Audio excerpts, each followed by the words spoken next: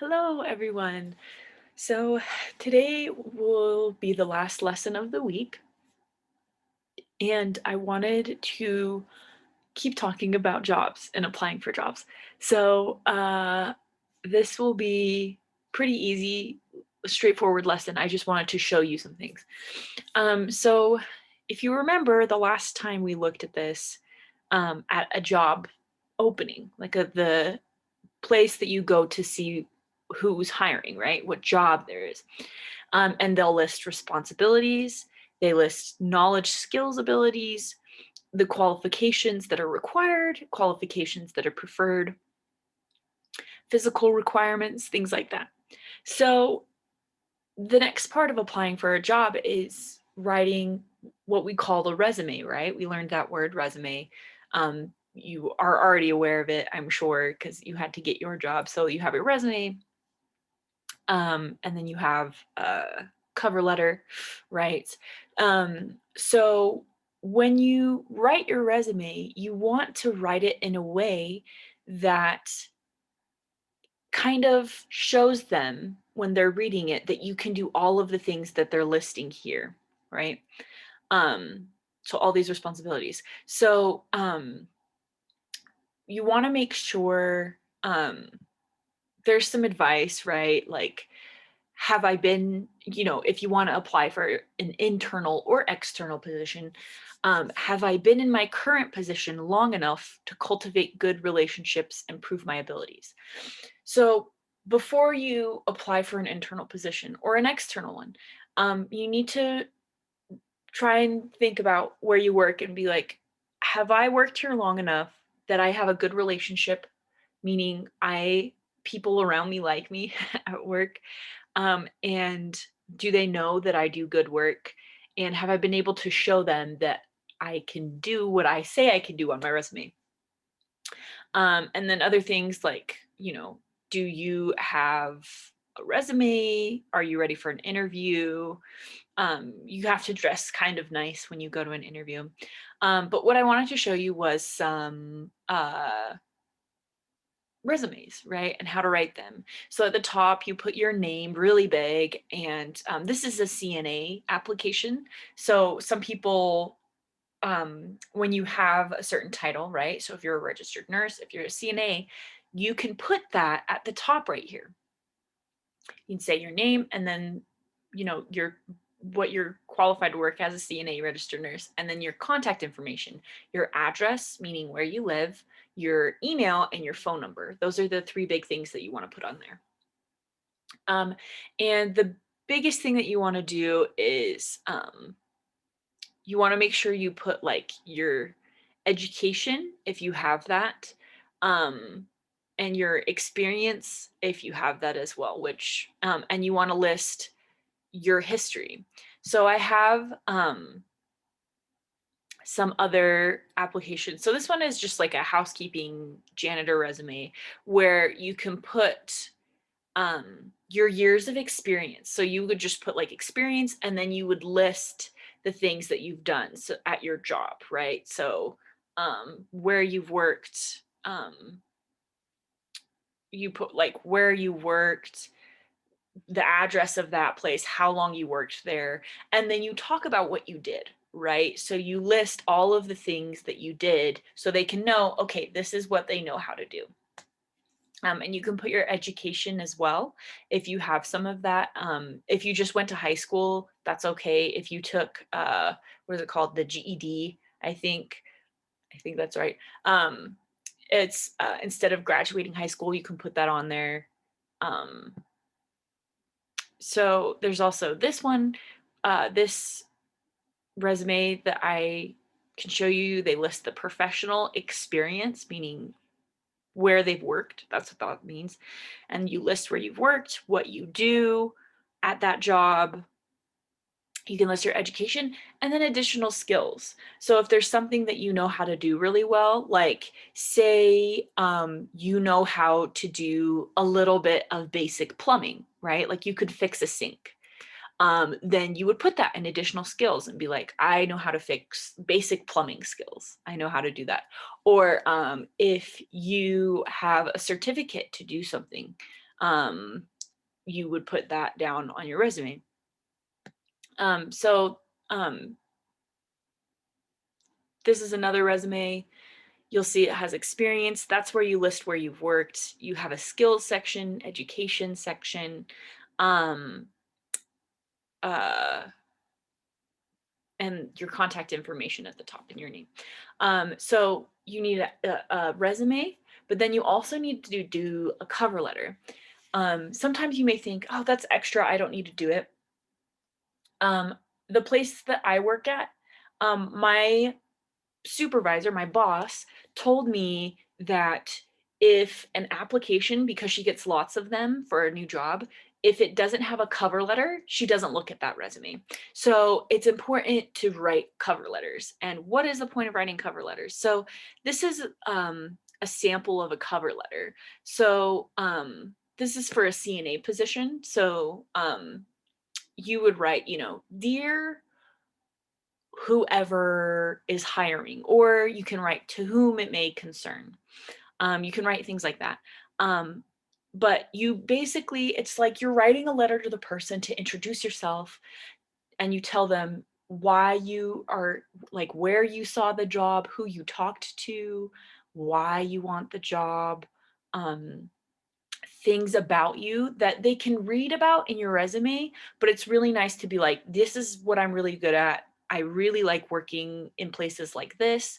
Or you could say, I really like your company values, right? We learned in the University of Utah hospital application opening, the job position, it talked about, University of Utah Health seeks staff that are committed to the values of, and it lists them. And you can say in your letter, I was really impressed with your company values or the values that you have as an organization.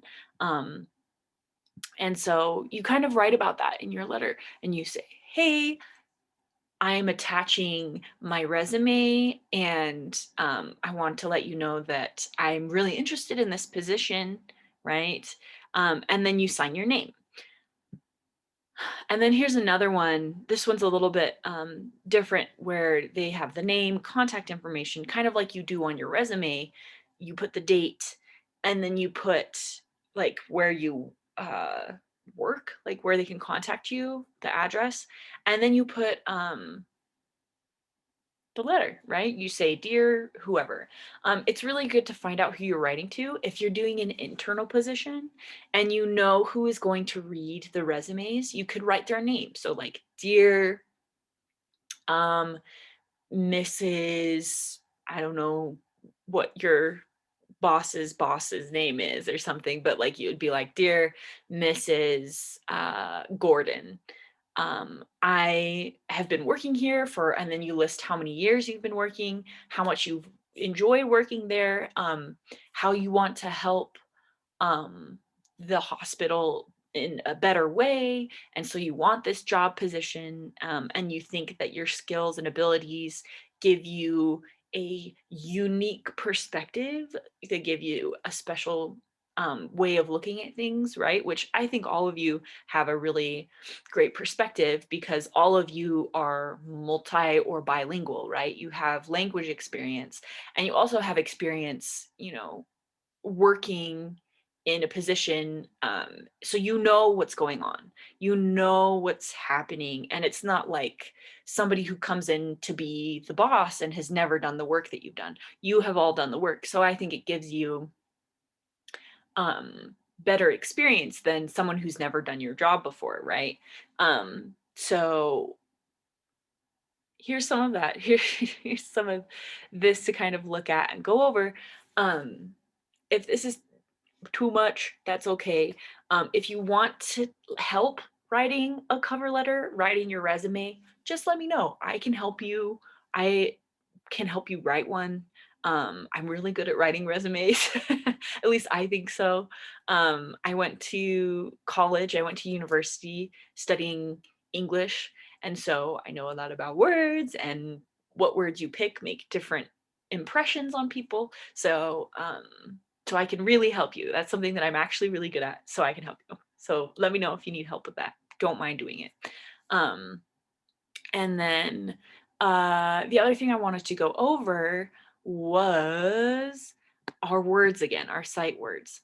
So I am going to go over this by showing the word, waiting a few seconds so you can read it. So I'm going to pause, you can read it, and then I'm going to say it so you can make sure you said it right. So read this word, say it out loud. I'll wait 5 seconds and then say the word. Liaison.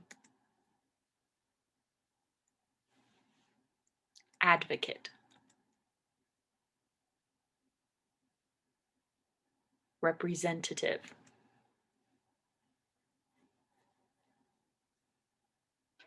Assistant.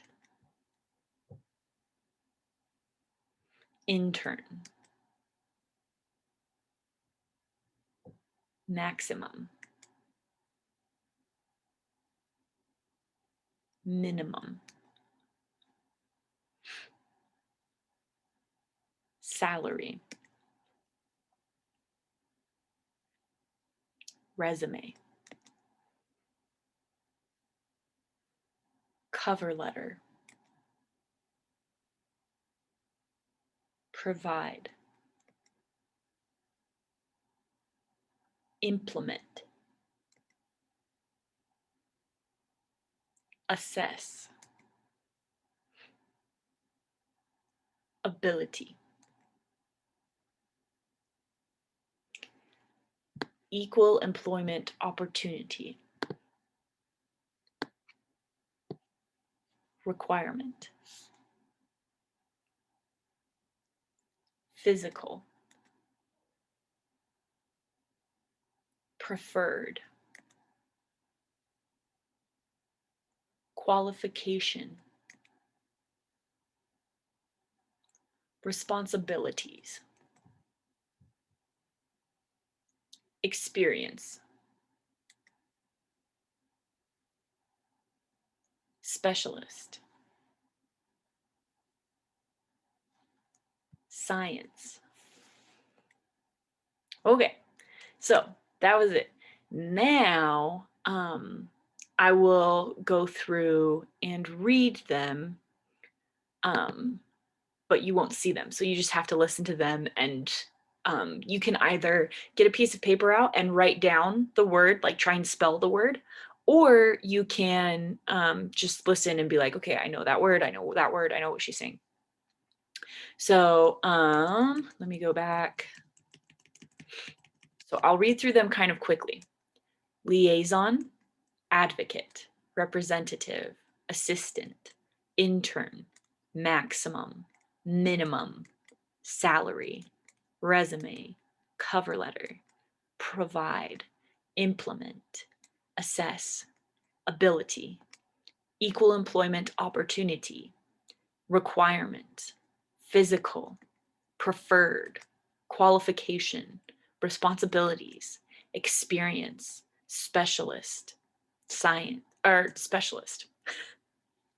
Specialist. So that's the last one. Now, the other thing I wanted to talk about, and this will just be really quick, but sometimes they have deadlines, right? So they'll say, here, I'm going to write it out so you can see it. Applications.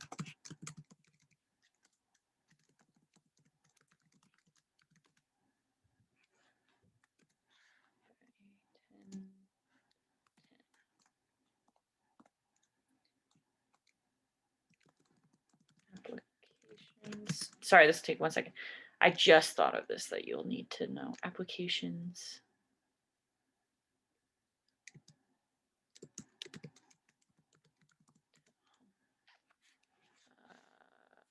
214.